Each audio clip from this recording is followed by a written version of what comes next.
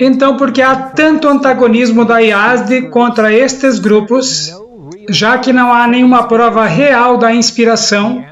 A resposta é devido à discussão que eu fiz mais cedo. Nós estamos seguindo os exemplos das políticas dos evangélicos. Os evangélicos, como membros do lado direito deste mapa, odeiam tudo que está do lado esquerdo deste mapa. Com poucas exceções, os evangélicos rejeitaram a reforma do clima como heresia e o socialismo como a política do diabo. Os constantes protestos contra estes como seus principais inimigos.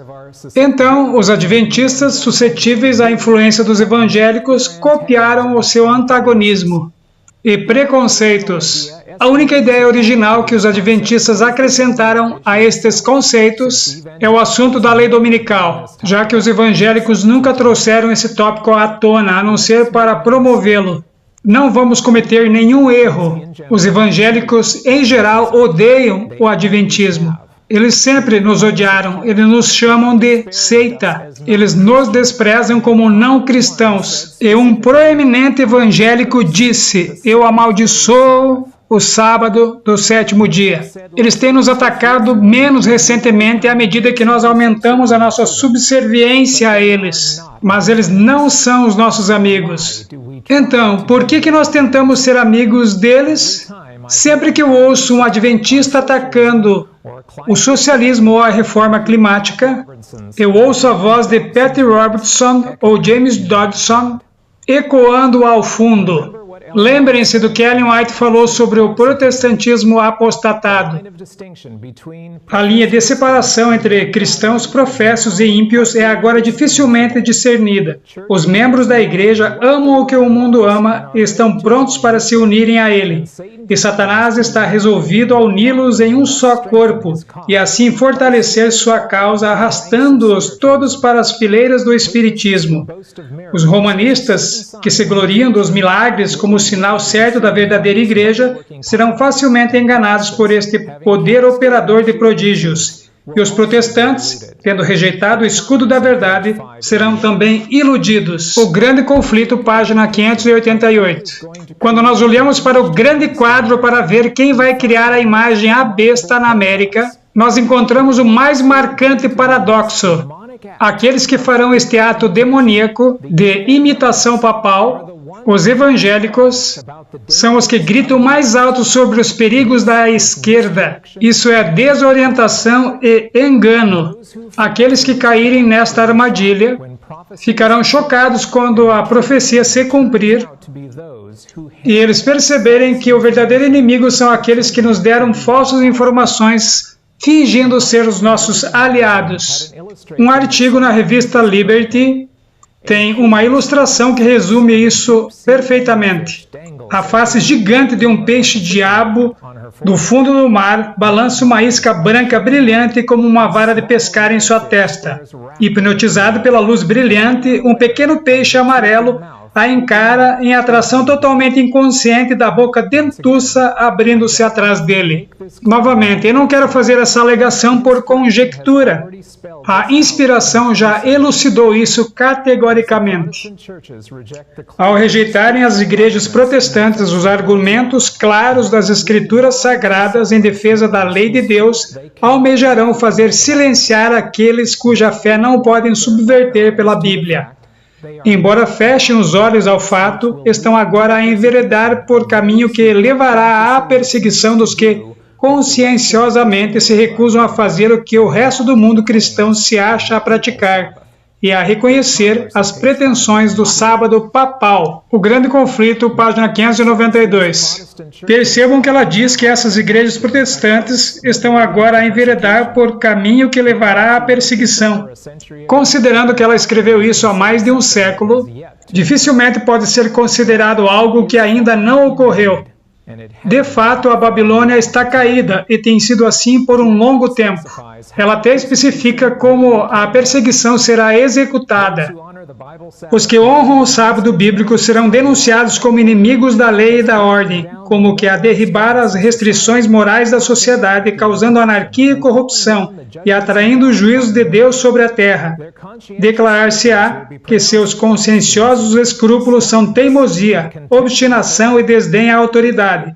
Serão acusados de deslealdade para com o governo, as assembleias legislativas e tribunais de justiça.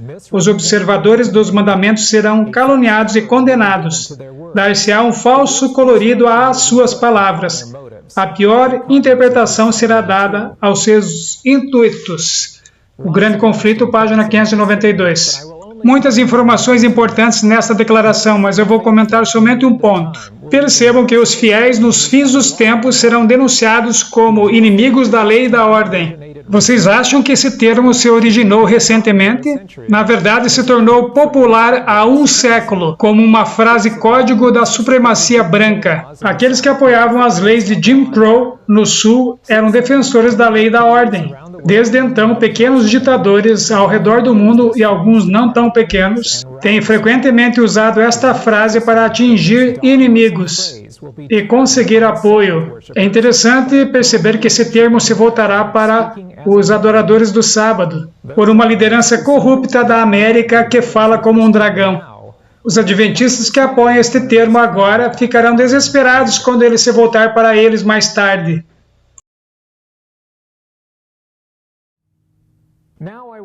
Agora eu vou me dirigir a mais um ponto que é gravemente mal entendido por muitos adventistas. A secreta lei dominical. Eu ouço muitas versões desta predição de vários grupos da IASD. Poucas versões concordam, já que todos têm o seu palpite.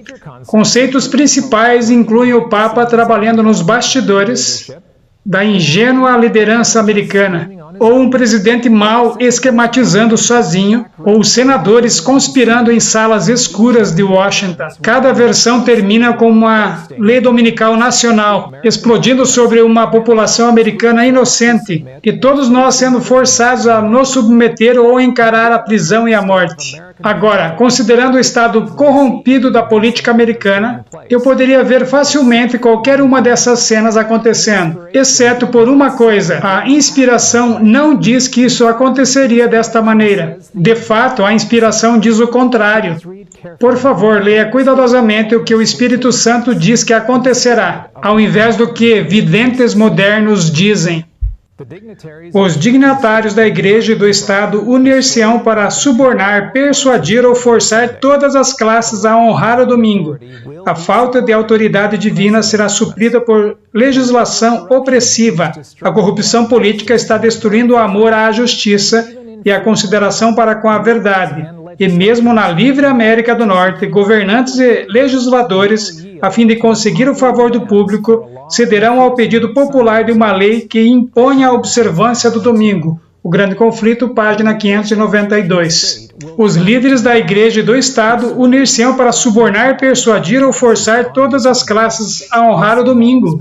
Isso envolve esforços públicos, não aprovação secreta. Eles verbalmente tentarão persuadir, forçar todas as classes a concordar com eles. Isso envolve política, não conspirações. Se o suborno funciona, ótimo. Se a persuasão funciona, ótimo. Mas, para aqueles que não são convencidos, a força será necessária. A falta de autoridade divina será suprida por legislação opressiva. Como isso acontecerá? Leis secretas colocadas em prática sem procedimentos legais. Governantes e legisladores, a fim de conseguir o favor do público, cederão ao pedido popular de uma lei que impõe a observância do domingo. Pedido popular? Como pode ser um segredo se é um pedido popular? Essa é uma das mais cruciais compreensões que nos são dadas dos eventos finais. Uma lei que imponha a observância do domingo não virá da liderança superior para o inocente e indefeso povo. Na verdade, uma exigência popular dará aos governantes e legisladores o capital público de favor público que eles precisam para promulgar uma lei dominical. Eles não farão isso sozinhos, eles terão exigências de católicos e evangélicos entre eles, que dirão que essa é a única coisa que nos salvará da destruição.